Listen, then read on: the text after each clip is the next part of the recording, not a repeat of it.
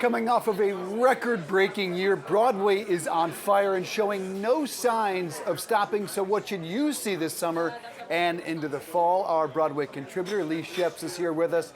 Leigh, nice to see you. It was shocking. We thought we'd never eclipse pre-COVID numbers. How did it happen? We saw a lot of celebrities on Broadway last season, between Denzel Washington, Jake Gyllenhaal, George Clooney, just to name a few, topping the box office records last year in attendance. Is that sustainable, that type of celebrity status on Broadway? Is that what it's going to need to see big numbers? I think we're going to have to see more celebrities in order to drive more audiences that might not necessarily have wanted or decided to see a Broadway show, that name is drawing them to see the Broadway show and going into Manhattan to see it. It's what's got my attention and all my friends going to Broadway. So let's talk about this summer. What are the hot shows? Are they even on Broadway?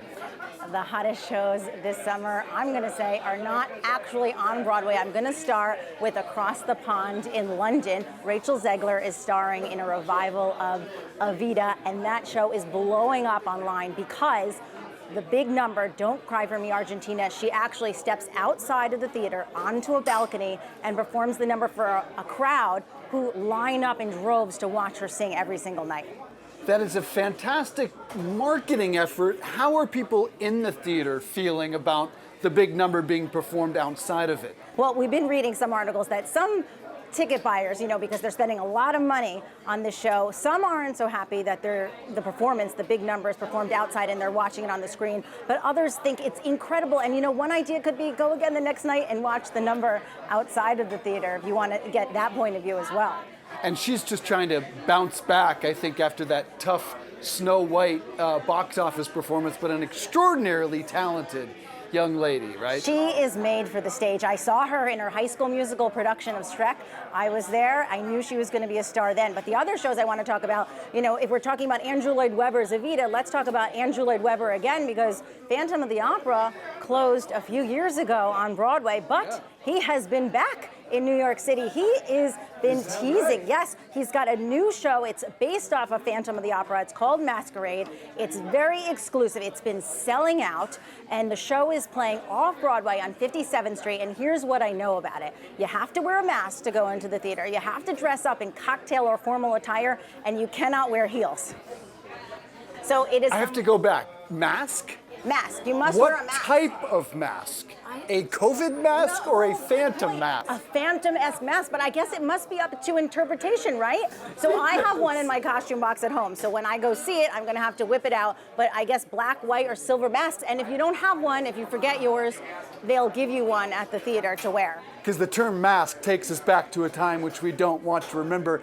You make a point about that. It's nice to activate, if you're doing a Broadway show. Anything else hot right now? I want to talk about Heathers, the musical. That's playing off Broadway at New World Stages. That has already a huge cult backing to it. It's about high schoolers and the high school drama that happens.